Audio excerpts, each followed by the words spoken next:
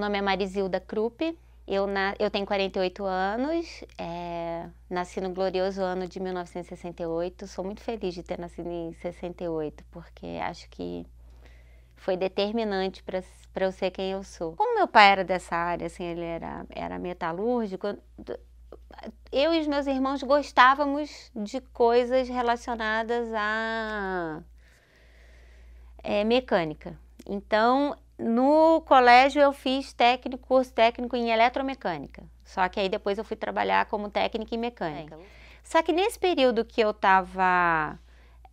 que eu comecei a trabalhar como técnica em mecânica, tinha muito engenheiro que gostava de fotografia, e eu gostava de fotografia também, mas eu não tinha uma razão para gostar de fotografia, porque não tem nenhum jornalista na família, nenhum fotógrafo. O único fotógrafo que eu tinha conhecido até então era o motorista da Kombi da minha escola lá de Jundiaí, que ele era o motorista da Kombi e era o fotógrafo também, entendeu? Mas o meu pai tinha uma câmera, que até hoje ele tem essa câmera, tá na caixa, tem nota fiscal e tal, uma câmera simples, não tem nem troca lente nem nada. Mas quando eu trabalhava nessa empresa, eu comecei a ter contato com esses engenheiros que gostavam de fotografia, e aí eu resolvi comprar um livro e fiquei autodidata, eu ficava estudando fotografia, fazia foto, anotava o que eu tinha feito. Eu estudava num colégio que eu não queria estudar, né, no ensino médio. Eu queria ter saído desse colégio, como meus pais não me deixaram, assim, os meus irmãos podiam escolher onde eles queriam estudar, eu tinha que estudar onde os meus pais escolhiam para mim. Então você vê já a diferença, né? Eu assim, já comecei a ser treinada para enfrentar uma sociedade machista dentro da minha própria casa. E aí eu desanimei, não estudei tanto quanto eu costumava estudar, e quando eu fiz o vestibular eu passei só para a universidade particular, não passei para a universidade pública, meu pai não podia pagar. Então eu fui trabalhar, fiz um segundo vestibular para uma faculdade particular, e aí passei e fui estudar no meio do ano. Então eu trabalhava de dia, estudava à noite e pagava a minha faculdade. Então aí nesse momento, eu nunca larguei a fotografia. Uma vez que entrou, não larguei mais. Aí comprei uma outra câmera, juntei dinheiro, comprei uma outra câmera que trocava lentes, tinha 2 lentes, aí já fiquei me sentindo assim, né, incrível. E sempre fotografando, sempre fotografando. E aí me matriculei no curso de fotografia do Senac. Aí que eu fui ver que mundo era aquele, entendeu? Falei, nossa, olha que interessante, jamais tinha passado pela minha cabeça que eu poderia trabalhar com aquilo, era uma paixão, né? Eu fiquei 2 anos nesse departamento de publicidade, foi no período do impeachment do Collor, aí eu ia fotografar as manifestações, porque enfim, já tinha sido, e dentro desse departamento de publicidade, eu fazia a parte que era de informe publicitário, era o que tinha que ter mais cara de matéria, só que vinha escrito em cima, né, informe publicitário, que era matéria paga. Então, o que tinha mais cara de matéria eu acabei fazendo, o que tinha mais cara de estúdio, publicidade e tal, os outros fotógrafos faziam. Aí eu já fui meio que picada por isso e ia para as manifestações, fotografava, voltava para... Nessa altura eu já tinha amigos no arquivo do Globo, aí eu pedia todos os contatos, porque era filme, da véspera de todos os fotógrafos que tinham ido, e eu ficava estudando os contatos. Então eu sentava lá no arquivo, e aí que eu fui ver que tem corte, que não entrava foto, aquela história do negativo cheio naquela época não valia no Globo. Aí eu via como é que o fotógrafo tinha chegado na foto, por que que tinham escolhido aquela. Comecei assim, bem autodidata mesmo. E tinha um editor lá na época que ele me via, todo mundo me via nas manifestações, e fotógrafo tem isso, jornalista também, né, repórter. Você vê quem tá lá, para onde as pessoas estão trabalhando, para ver quem é que pode te furar, né? Então, você tem que saber, né, quem está no lugar, para onde está fazendo e tudo, que faz parte da história. E aí todo mundo me via lá, eu não falava com ninguém, eu ficava quieta lá na minha, com a minha câmera, e para quem que ela estava trabalhando, para quem que ela estava fazendo? E não tinha rede social, Google nem nada, Instagram, para você descobrir onde as fotos iam parar, e na verdade eu estava só estudando mesmo. Aí o editor lá falava, quando é que você vai vir aqui trabalhar com a gente? E eu era tão tímida, mas tão tímida que eu não respondia nada. Nada, absolutamente nada. Até que um dia ele falou com o meu chefe, falou, a gente quer que ela venha trabalhar aqui, fala pra ela que é verdade. Aí meu chefe falou, eles querem mesmo que você vá trabalhar lá. Eu falei, por que ele não falou? Fica perguntando, quando é que você vem, né? Tem que ser mais objetivo. Olha, a gente tem uma vaga, você quer vir? E aí assim eu fui para lá. Eu queria fazer um curso com o Gary Knight, que é um dos fundadores da Seven, da agência Seven. E só que era uma época, os cursos deles eram, assim, eu queria, na verdade, fazer um curso de fotografia documental, mas no Brasil, na época, não tinha, o que tinha disponível fora era muito caro, levava muito tempo, eu era casada, trabalhava em jornal, quer dizer, não tinha como, vou virar as costas. Até tinha, né, mas assim, eu estava feliz com aquela configuração na época, então, não, vou... E aí, em vez de sair para gastar o preço de um carro no curso de uma semana, porque o dólar estava lá nas alturas, o curso era no Camboja, a passagem era caríssima e tal, aí eu resolvi propor ao Globo que trouxesse ele para dar um curso para os fotógrafos do Globo. Foi um ano de trabalho até organizar tudo, porque tinha que organizar para trazer um cara para ficar 2 semanas no Globo ensinando metade da equipe, a equipe não podia trabalhar, tinha que contratar freela para ficar no lugar da equipe. Imagina a fortuna que o Globo desembolsou, e desembolsou. E aí esse cara veio, ele passou 2 semanas, eu ainda naquela timidez toda, a primeira semana só aquele contato, né, dentro do jornal e tudo, e aí eu fiquei acompanhando os programas que ele estava fazendo no Rio. E aí falei, poxa, um fotógrafo desse fazendo esse tipo de programa é um desperdício nessa cidade. Ele precisa, né, acho que ele precisa ver outras coisas. Aí eu fui lá e falei, olha, você quer conhecer alguma coisa? Ele, eu quero conhecer a cidade que você quiser me mostrar. Tá bom. Aí eu consegui colocar ele dentro da Polinter, para ele ver uma prisão superlotada, naquela desumanidade que era a Polinter. Levei ele numa favela controlada pelo tráfico, levei ele numa favela controlada pela milícia, levei ele numa ocupação, que era para ele entender o problema habitacional do Rio na época.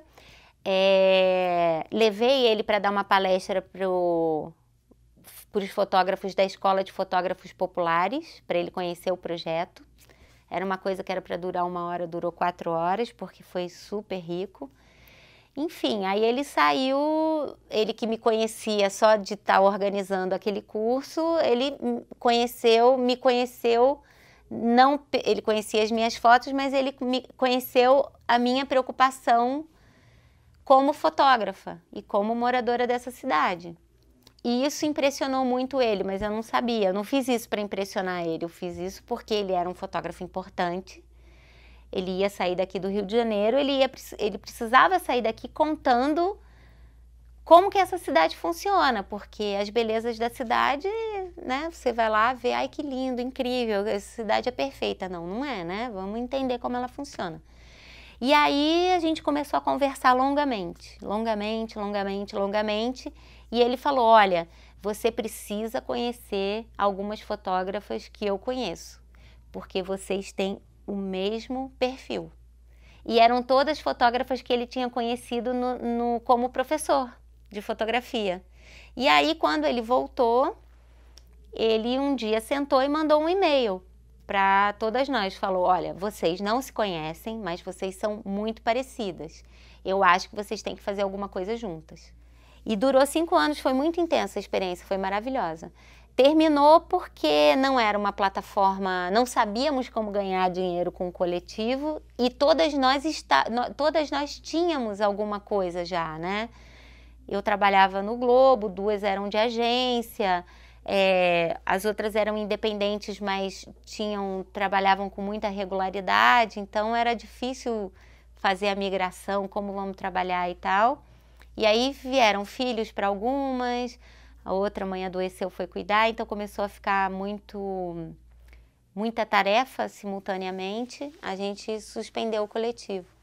Mas ainda estamos assim juntas, somos muito amigas. Ano passado fizemos um projeto juntas, 4 de nós, porque era uma coisa que tinha que ter usar Canon, e aí 4 só que usavam Canon, as outras 2 não, então fizemos com 4. E uma delas hoje é da Magnum. É, assim, uma fotógrafa importantíssima, porque ela é iraniana, né? Então o trabalho dela é super importante dentro do Irã e fora do Irã, principalmente. E aí ela é da Magnum, né? Quer dizer, são 10 anos depois, né? Ela é super jovem, ela é incrível. Tem quase 6 anos, né? 5 anos e meio que eu pedi demissão. E quando eu saí do jornal, eu saí porque eu não tinha mais ganas de fazer nada, sabe? Nada eu sou uma pessoa que preciso me sentir muito viva no que eu estou fazendo. E eu já não me sentia mais viva no jornal para nada. Não tinha mais desejo de fazer nada, já achava que tinha feito tudo. E queria mudar de vida. Então, quando eu saí do jornal, uma coisa que eu fiz foi não procurar outros jornais para trabalhar, nem como colaboradora eventual. As vezes em que eu trabalhei para jornais ou revistas foi porque me procuraram, mas eu não trabalho de continuar procurando, então meio que eu perdi o contato, hoje quase ninguém me chama.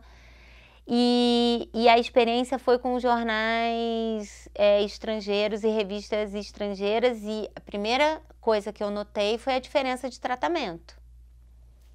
Porque tem um respeito muito grande pelo pensamento que está por trás da câmera, sabe?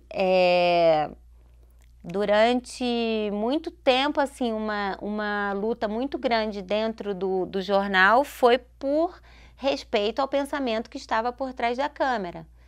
Porque era muito comum receber pauta que vinha dizendo como fazer a foto, que tipo de foto que queria. Não era um briefing da matéria, era um briefing da foto, sabe? Do resultado da foto, enquanto o fotógrafo precisa saber do que se trata a matéria e ele interpreta visualmente, porque quem pratica isso diariamente, quem tem a cultura visual, quem domina o equipamento é o fotógrafo. Então, trata-se de saber do que se trata a matéria, e o fotógrafo faz a leitura visual daquele conteúdo, né? E sim, o Gary voltou em 2007, o curso dele foi 2005, no primeiro curso a gente planejou o segundo, nos moldes dos cursos de imersão, que é você ir para... Ele me falou qual é o tema mais difícil para ser fotografado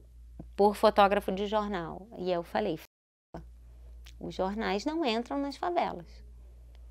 E aí a gente ficou 2 anos desenhando um curso e só faltou eu pedir autorização dos marinhos, mas assim, todos os chefões do jornal autorizaram que um grupo de 10 fotógrafos, mais um bolsista, um fotógrafo da Escola de Fotógrafos da Maré, um bolsista, e os professores, que a gente ficasse uma semana morando dentro de uma favela e fotografando a favela. Depois esse material seria apresentado naquela série Encontros do Globo e dentro das favelas também e tal. E era eu, esse fotógrafo da Maré, e mais 9 fotógrafos. Dos 9, 6 se recusaram a ficar dentro da favela. Não quiseram fazer o workshop porque disseram que não iam ficar dentro da favela. E aí, assim, eu podia esperar por tudo, o Globo não querer, o diretor não ter dinheiro, blá, menos que os fotógrafos não quisessem ver. Eu achei que ia ficar todo mundo mega feliz. As pessoas acham que você faz acordo com o tráfico. Ah, você tem que ter autorização do tráfico e tal, não sei o quê. É claro que eles sabem quem entra e quem sai. A favela é uma cidade pequena, sabe? Eu vejo pelo bairro dos meus pais em Nova Iguaçu, que não é na favela, mas parou um carro estranho, os vizinhos já estão ligando um para o outro. É um comportamento mais de subúrbio, que as pessoas se cuidam. Você entendeu? Imagina você se cuidar num ambiente que tem tráfico, gente armada dentro e tal, sabe? E esses workshops, que depois o Gary mandou o dinheiro pro workshop, foi dentro da favela com os fotógrafos da favela, você entendeu? sabe?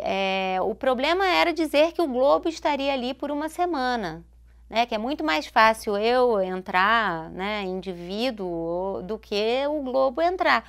Mas por que é difícil para o Globo entrar? Porque o Globo não entra. O Globo só vai com os jornais, né? De uma maneira geral, eles só entram quando a polícia vai. Você entendeu? Então, assim, os moradores se cansam desse tipo de tratamento. Você não vai lá para ver como eles vivem, o que eles pensam, o que eles sentem, quais são os sonhos deles, como é que é o dia a dia deles e tal. Você vai lá para mostrar problema e para dizer que é uma comunidade carente. Essa negociação não seria feita por mim, não seria feita pelo jornal. Nós procuraríamos, claro, uma organização dentro das favelas, e há inúmeras organizações de muito respeito dentro das favelas. Olha, nós queremos vir aqui e queremos contar histórias que sejam importantes para os moradores. Como a gente pode fazer? A gente quer evitar esse vai e volta todo dia, porque vamos querer fotografar à noite. Como a gente pode organizar? Iam nos ajudar a organizar, você entendeu?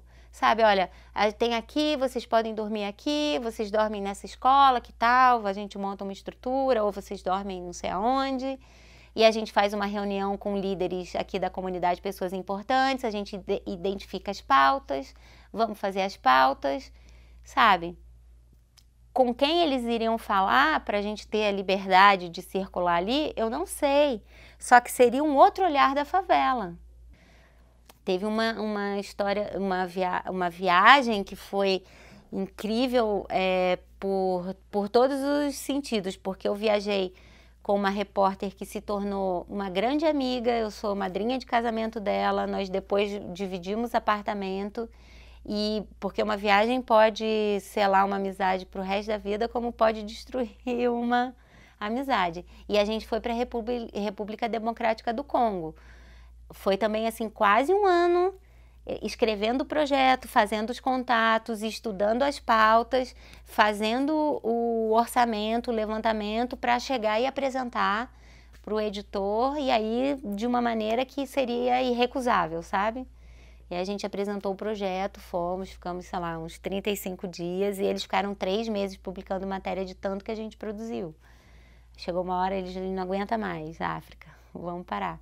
E depois veio o astronauta brasileiro, e aí eu fui para o Cazaquistão, sabe? Tudo para mim tinha porque a motivação vem de dentro, né? Então, quando chegou a hora de ir para o Cazaquistão ver o foguete e para o espaço, que foi um momento incrível, assim, de vida, né? Porque você fala, nossa, eu era criança, eu desenhava foguete, né? Essas coisas aí. Então, parece irreal, mas eu tava lá, né? Por enquanto é o único astronauta brasileiro, cosmonauta, né? Eu tava lá. Aí começaram a aparecer os trabalhos do Greenpeace, aí veio uma história que eu fiquei meio assim de fazer, porque era para um instituto de pesquisa que faz parte de um laboratório farmacêutico, que é francês. Eles estavam produzindo a vacina da dengue, e eles queriam uma documentação sobre dengue. Trabalhar para laboratório farmacêutico, que absurdo, não sei o quê, eles fazem teste com medicamento, sabe? E aí eu fui e comecei a fazer pesquisa para saber se esse instituto estava ligado a algum escândalo antes de aceitar mandar o orçamento. Comecei a fazer pesquisa para ver se esse instituto estava ligado a algum escândalo, alguma coisa e tal, e não sei o quê, não estava ligado. E aí eu mandei um orçamento com as condições de trabalho. Eu falei, olha, eu quero trabalhar assim, que é como se eu estivesse fazendo uma reportagem. E fiz uma autorização para uso de imagem, que a foto só poderia ser usada dentro do contexto da dengue, não poderia ser usada em publicidade, não poderia... E eles aceitaram tudo. E aí eu fiz 2 vezes documentação para eles sobre dengue. E aí assim foi indo. Eu já trabalhava também quando estava no Globo com o Comitê Internacional da Cruz Vermelha, porque eu os conheci quando eu fui lá pro Congo, e pelo meu comportamento no campo, eles viram que era uma pessoa que também podia trabalhar com eles, porque nesse tipo de pauta você tem que ter respeito pelas pessoas sempre. Só que nessa situação de vulnerabilidade, você tem que ter mais respeito ainda, Tem que ter compaixão pelo outro. E se a pessoa te falar não, não é não. Não tem argumento, não tem negociação. Bom, eu tô num trabalho, o último que eu fiz agora, que eu tô editando, é um trabalho para o Comitê Internacional da Cruz Vermelha, de um projeto específico deles, mas que eu não posso falar o que é, porque no contrato tem uma cláusula que você não pode dizer. Porque muita coisa que eu fotografo não se torna pública, né? Porque são situações vulneráveis. Mas, assim, o dia que se tornar público eu posso falar. E aí eu fiz algumas viagens com eles, eu tô fazendo esse trabalho desde agosto. Terminei agora. A última foto foi semana passada. Esse é um trabalho comissionado, né? Remunerado. O outro trabalho que eu faço, que foi a minha última pauta grande no jornal e que eu continuo até hoje, é a história de uma família de 2 mulheres. Então eu acompanho a vida da família, a rotina delas. A matéria do jornal foi sobre a primeira gestação e como foi o processo para elas registrarem o filho no nome das 2 mães. Só que a gente teve uma conexão, né? Porque eu fotografei o menino nascendo, convivi com elas. E aí eu saí do jornal e falei, olha, quando vocês tiverem outro filho, me falem que eu fotografo também, porque vai ser um prazer e tal. E aí a gente continuou em contato e, enfim, mergulhei na história da vida delas. Eu fiz um trabalho no ano passado que foi um trabalho comissionado para uma empresa, esse que eu fiz com as 4 fotógrafas do IVE. É uma empresa de consultoria na área de saúde holandesa. Eles queriam fazer um livro para comemorar os 10 anos da empresa. Um livro de fotografia. E, bem, convidaram nós 4, eu, a Nilcha, a Lourdes e a Justina, e cada uma escolheu um tema na área de saúde para fotografar onde estava. E eu sempre tive desejo de fotografar a emergência de hospital.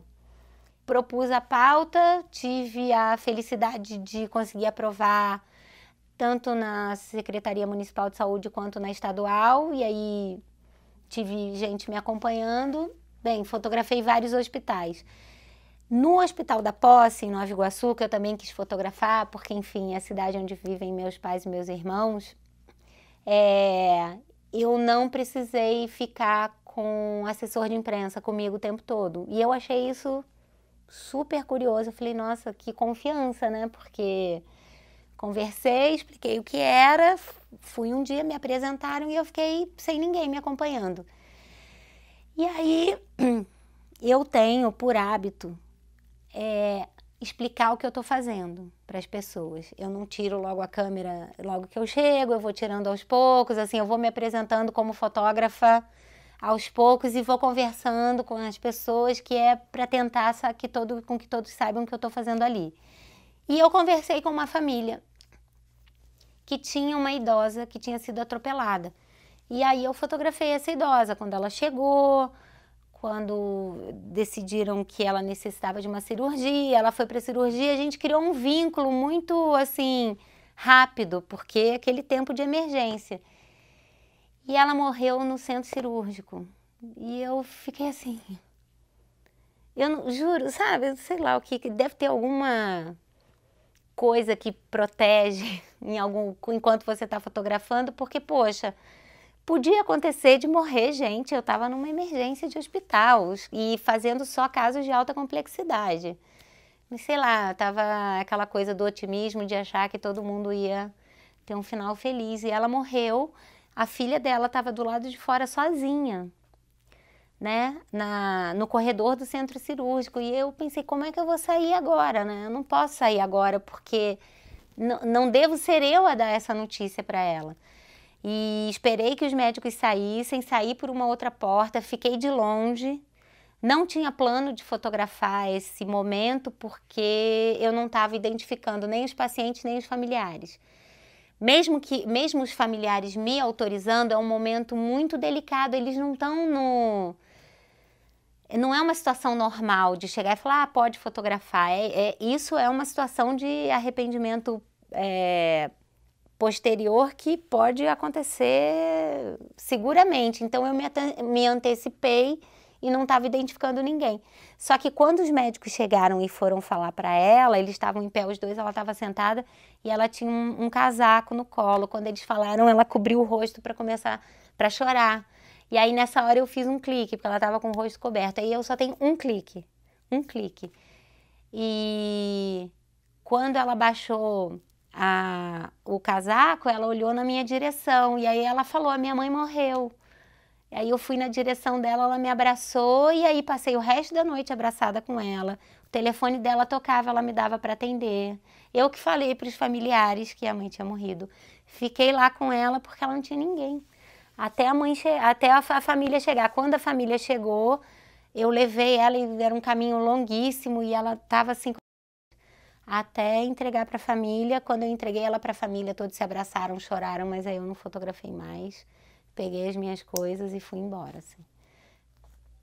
Porque, olha, eu sou otimista patológica, assim, sabe? Eu não perco a esperança jamais. Eu dou uma desanimada, fico triste, né? Essa situação política toda que a gente vive e tal, mas eu não perco a esperança porque eu vejo muita gente batalhando pelo respeito à profissão. Não só de hoje, mas há muito tempo. A geração que veio antes de mim lutou pelo crédito. Sabe? Então, hoje o que a minha geração tem que fazer é lutar pela manutenção do crédito. Os que vêm depois da minha geração é continuar lutando pelas conquistas que já aconteceram e abrir espaço para novas conquistas, né? Eu diria para eles não acreditarem que o jornalismo está morrendo, porque não está morrendo, está em transformação. As empresas estão falindo, mas por culpa delas, né? Uma lista de coisas que a gente pode fazer. Mas o jornalismo não está morrendo, a imagem é cada vez mais necessária, porque não tem limite de idioma, né? Não tem limite de idade, não tem limite, não tem barreiras para a comunicação através da imagem. Então eu digo que quem quer ser fotojornalista que seja, porque existe sim como viver de fotojornalismo, como trabalhar com fotojornalismo. Há várias maneiras hoje de financiar um trabalho, você não precisa só trabalhar em jornal, tem várias outras maneiras. O que determina se você vai ser um fotojornalista ou não é o estilo de vida que você quer ter, né? Porque se você quiser ter um estilo de vida caro, o fotojornalismo não vai sustentar o seu estilo de vida. Então, ser fotojornalista, ser fotógrafo, não é uma profissão, é um modo de vida.